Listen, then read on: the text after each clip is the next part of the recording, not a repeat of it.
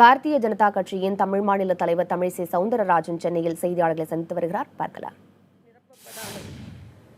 அரசு அலுவலகங்களில் 2 லட்சம் காலி பணியிடங்கள் இருக்கிறது நிரப்பப்படாமல். பள்ளிக்கல்வித்துறையில் ஏறக்குறைய 3600 உயர்கல்வி ஆசிரியர்களின் பணியிடங்கள் காலியாக இருக்கிறது. 80 அரசு கலைக்கல்லூரிகளில் ஏறக்குறைய 50 அரசு கலைக்கல்லூரிகளில் முதல்வர் இடம் காலியாக இருக்கிறது.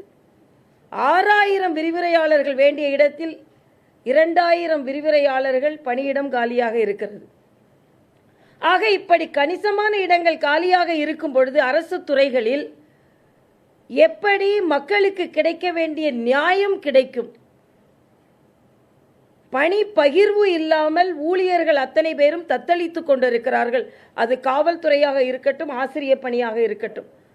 அதனால் தமிழக அரசு விரைந்து நடவடிக்கை எடுத்து இந்த காலி பணியிடங்களை நிரப்பினாலே ஓரளவிற்கு தமிழக மக்களுக்கு நியாயம் கிடைக்கும், பாதுகாப்பு கிடைக்கும், அவர்களுக்கு கிடைக்க வேண்டிய பணி கிடைக்கும் என்பதுதான் பாரதிய ஜனதா கட்சியின் கருத்து. அதனால் தமிழக அரசு உடனே நடவடிக்கை எடுக்க வேண்டும் என்று கேட்டுக்கொள்கிறேன்.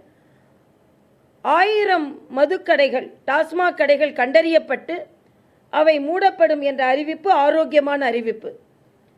ஏற்கனவே பாரதிய ஜனதா கட்சியின் சார்பில் நான் கோரிக்கை வைத்திருந்தேன். 500 கடைகளை மூடிவிட்டோம் என்று. அரசாங்கம் அப்படியே இருந்து விடாமல் உண்மையிலேயே எந்தெந்த கடைகளுக்கு பக்கத்திலெல்லாம் பிரச்சனைகள் அதிகமாக இருக்கிறது, பள்ளிக்கல்விக்கு பக்கத்தில் உள்ள கடைகள், வழிபாட்டு தலங்களுக்கு பக்கத்தில் உள்ள கடைகள், இவையெல்லாம் மூடப்பட வேண்டும் என்ற கோரிக்கையை நாம் வைத்தோம். இப்பொழுது 1000 கடைகள் பட்டியலிடப்பட்டிருப்பது என்பது ஒரு ஆரோக்கியமான செய்தி. எவ்வளவு விரைவாக முழுவதுமாக பூரண மதுவிலக்கை கொண்டு வருவதற்கான முயற்சியை மேற்கொள்ள வேண்டுமோ அந்த முயற்சியை தமிழக அரசு மேற்கொள்ள வேண்டும். எல்லாவற்றிற்கும் மேலாக குற்றவாளிகளாக இருந்தாலும் அவர்களை பார்க்கும் பொழுது மனது மிகவும் வேதனைப்பட்டது. குற்றவாளிகள் சென்னை சிறார் இல்லங்களிலிருந்து 33 சிறுவர்கள் தப்பித்து ஓடிய காட்சி. பிடிபட போகும்பொழுது அவர்களே தற்கொலை முயற்சியும் உண்மையிலேயே மனதிற்கு மிகுந்த வேதனையாக இருந்தது. இதை ஏதோ ஒரு குழந்தைகள், அந்த சிறார்கள், குற்றம் செய்த சிறார்கள், சுமத்தப்பட்ட சிறார்கள், சிறார் இல்லத்தில் இருந்து தப்பித்து ஓடப்பட்ட ஒரு சாதாரண நிகழ்ச்சியாக இதை பார்த்துவிடக்கூடாது. அந்த குழந்தைகள் நடந்து கொண்ட விதம், அவர்களுக்கு அந்த இல்லங்களில் அவர்கள் எப்படி நடத்தப்படுகிறார்கள். இன்று காலை வந்திருக்கும் செய்தி என்ன என்றால், அவர்கள் அதிக நாட்கள் அங்கே தங்க வைக்கப்படுகிறார்கள். இங்கே காவல்துறையினர் விசாரணை மிக மிக தாமதப்படுத்துவதனால் அவர்களுக்கு ஜாமீன் கிடைப்பதிலிருந்து அவர்கள் மிக அதிகமான நாட்கள் அங்கே உள்ளே தங்க வைக்கப்படுகிறார்கள். அதே போல மாவட்டத்திற்கு ஒரு சிறார் இல்லம் தேவை. இப்பொழுது இருக்கும் சிறார் இல்லங்களில் அதிகமான பேர் அடைத்து வைக்கப்பட்டிருக்கிறார்கள். அடிமைகள் போல் நடத்தப்படுகிறார்கள். அவர்கள் மனநிலைக்கு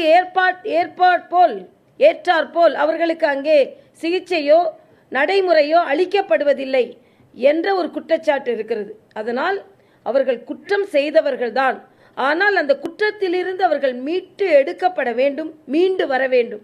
அதற்கான நடைமுறைகளை மாற்றி அமைக்க வேண்டும் இந்த சிறார் சீர்திருத்த பள்ளியில் என்ற கோரிக்கை நான் வைக்கிறேன். ஏனென்றால் அங்கே அதிகமான பேர் தங்க வைக்கப்பட்டிருக்கிறார்கள் என்பது மட்டுமல்ல, அத்தனை பேரையும் கண்காணிப்பதற்காக ஒரே ஒரு அதிகாரி தான் இருக்கிறார் என்ற செய்தி மட்டுமல்ல, அங்கே குற்றம் சாட்டப்பட்டவர்களாக இருந்தாலும் அவர்கள் இளையவர்கள். அவர்கள் மேலும் குற்றவாளிகளாகாமல் தடுக்க வேண்டுமே தவிர அவர்கள் மேலும் குற்றவாளிகளாக ஆக்குவதற்கான நடைமுறை அங்கே சாத்தியமாக இருக்கிறது. ஏனென்றால் வயது முதிர்ந்த சிறுவர்கள் கூட இளைய வயதினர் அதிகமாக பழகுவதால் இவர்கள் இன்னும் அதிகமான குற்றங்களை கற்றுக்கொள்கிறார்கள் என்ற தகவலும் வந்திருக்கிறது. ஆக இதை தீவிரமாக பரிசீலித்து இந்த காப்பகங்கள் எந்த அளவிற்கு மேன்மைப்படுத்த முடியுமோ அவர்களை குற்றவாளிகளிலிருந்து, குற்றத்திலிருந்து மீண்டெடுக்க வேண்டும், முடிவதற்கான ஏற்பாடுகளை செய்ய வேண்டும் என்று தமிழக அரசிடம் நான் கேட்டுக்கொள்கிறேன். மரியாதைக்குரிய பியூஷ் கோயல் மறுபடியும் ஒரு கோரிக்கையை தமிழக அரசிற்கு வைத்திருக்கிறார். உதய் திட்டத்தில் தமிழக அரசு தன்னை இணைத்துக் கொண்டால் 22,400 கோடி ரூபாய் தமிழக மக்களுக்கு மிச்சமாகும். இந்த திட்டத்தில் முழுமையான பயன் பெறாத ஒரே மாநிலம் தமிழகம். ஆக இதனால் வரும் லாபத்தை தமிழக மக்கள் பயன்படுத்தாமல் இருப்பதனால் தமிழக மக்களுக்கு வேறு விதத்தில் இது சுமையாக அவர்கள் மீது சுமத்தப்படுகிறது. அதனால் தமிழக மக்கள் மட்டும் என்ன பாவம் செய்தார்கள்?